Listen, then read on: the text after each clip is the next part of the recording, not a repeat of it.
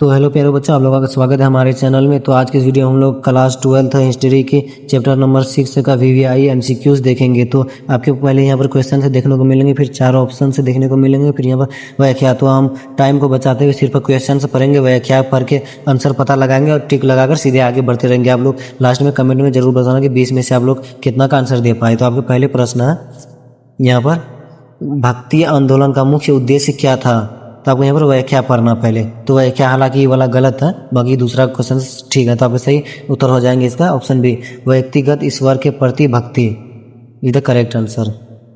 यहाँ प्रश्न दूसरा, कबीर किस प्रकार की भक्ति परंपरा से संबंधित माने जाते हैं? तो आपको यहाँ पर क्या पढ़ना है? व्याख्या। कबीर ने निर्गुण यानी कि ईश्वर की भक्ति की, यानी निर्लक्षण निराकर ईश्वर पर जोर। तो आपको सही क्या हो जाएंगे? ऑप्शन बी, निर्गुण, निर्गुण भक्ति, जैसे यहाँ पर है ना निर्गुण, इसी तरह से आपको सही उत्तर लगाना है। और प्रश्न 3, चैतन्य महाप्रभु किस भक्ति परंपरा के प्रमुख संत थे? चैतन्य ने कृष्ण की प्रेम भक्ति और सामूहिक भजन को बढ़ावा दिया। तो आपको सही क्या हो जाएंगे? सगुण, option B is the correct answer, जैसे है ना सगुण भक्ति को बढ़ावा दिया था। प्रश्न 4, मरणहार कवि संतों के अभंग किस भाषा में प्रमुख थे? तो आपके यहाँ पर देखिए क्या लिखा हुआ है, क्या तुकाराम, नामदेव जैसे संतों की अभंग रचनाएं मराठी में प्रसिद्ध थे। तो आपको सही उत्तर हो जाएंगे ऑप्शन बी, मराठी भाषा में थे, मतलब प्रसिद्ध उसका अभंग। प्रश्न 5, वाचना साहित्य किन संतों से जुड़ा है?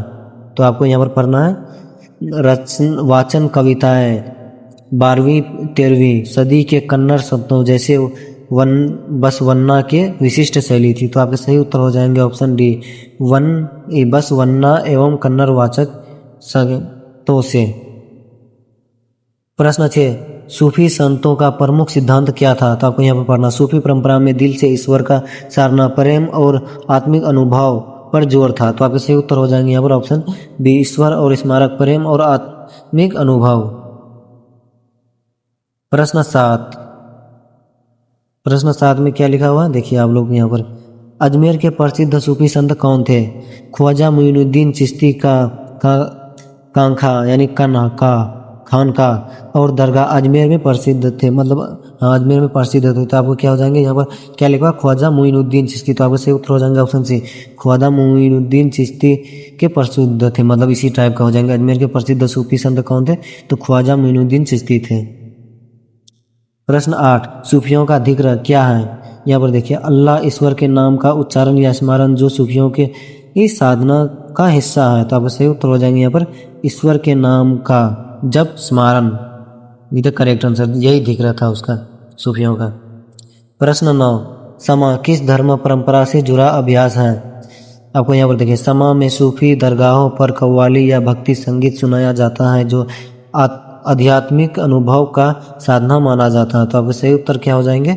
ऑप्शन ए, सूफी संगीत और समागम।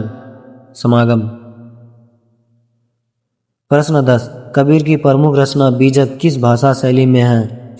कबीर की वाणी सरल लोकल भाषा में, दोहे, साखिया और पैनी उपदेश शैली में। तो आपको सही उत्तर हो जाएंगे यहाँ पर साधारण भाषा हिंदी में थी, मतलब जो कि बोला जाता। तो कबीर की प्रमुख रचना बीजक किस भाषा में थी? तो साधारण भाषा में ही थी। प्रश्न 11, भक्ति सूफी परंपराओं की सामाजिक राजनीतिक विशेषताएं क्या रही? दोनों परंपराएं जाति भेद और उच्च जाति रीतियों की आलोचना करती थी और सामाजिक समानता का संदेश देती थी। तो आपका सही उत्तर हो जाएंगे यहाँ पर ऑप्शन बी, समानता पर जोर देना और जाति भेद की आलोचना करना is the correct answer, question number 11 का। प्रश्न 12, गुरु ग्रंथ साहिब में किस संत की रचनाएं शामिल हैं? गुरु ग्रंथ साहिब में कबीर समेत तो किसका है? कबीर का ही है, मतलब यहाँ पर देखा option B is the correct answer.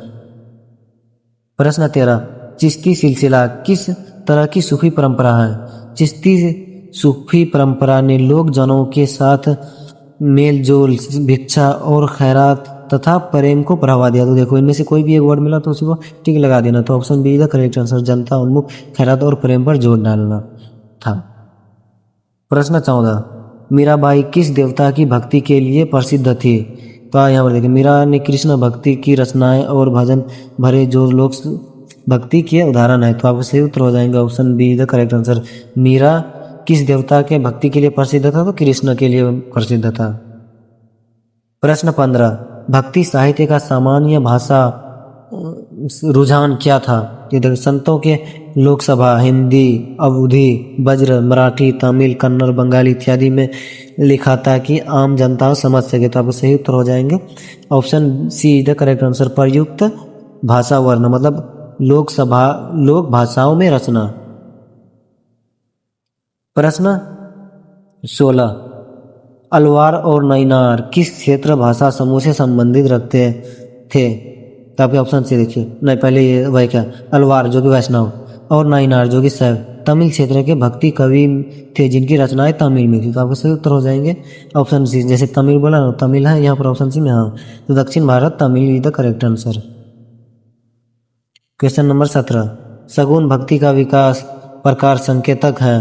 तो आपके सही उत्तर हो जाएंगे यहाँ पर, पहले आपको ये व्याख्या पढ़ना क्या होंगे तो उसके बाद आपको टिक लगाना। तो आपको सही उत्तर हो जाएंगे ईश्वर की मूर्ति पूजा और रूपात्मक आराधना।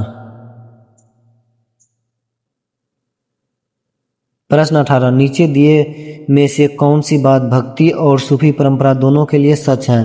आपके ऑप्शन से डायरेक्टली आंसर देखिए, आपका आंसर क्या हो जाएंगे ऑप्शन बी। ऑप्शन बी में क्या लिखा हुआ है?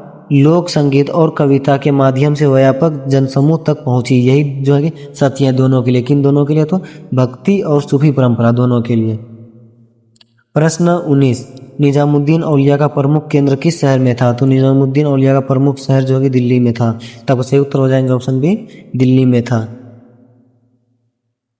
प्रश्न 20, भक्ति सूफी परंपराओं का दीर्घकालिक प्रभाव क्या रहा? तो आपको जो है ना इस 20 नंबर क्वेश्चन का आंसर कमेंट बॉक्स में देना कि क्या, और यदि आप लोगों को कोई डाउट हो तो कमेंट बॉक्स में जरूर पूछना, मैं उनका आंसर जरूर करूंगा। तो और अभी तक वीडियो को लाइक नहीं किया तो लाइक कर देना और चैनल को सब्सक्राइब कर देना, तब ना जाकर आपको ऐसे ही वीडियो मिलता रहेगा, तब ना इस बार बोर्ड में फाड़ के आना है।